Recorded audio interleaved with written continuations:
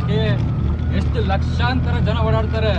ಈ ರೋಡ್ ಅಂದ್ರೆ ಏನು ಬೇಕು ಬೇಕಂತ ಇವರೇ ಕಿತ್ತಾಕ್ತಾರ, ಇಲ್ಲ ಈ ರಾಜಕಾರಣಿಗಳ ಸವಾಸನ ಏನೋ ಗೊತ್ತಿಲ್ಲ.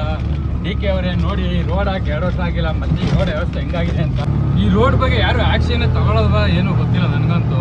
ಆ ರೋಡ್ ಅಂತೂ ಅದ್ಭುತ ಆಗ್ಬಿಡೈತೆ.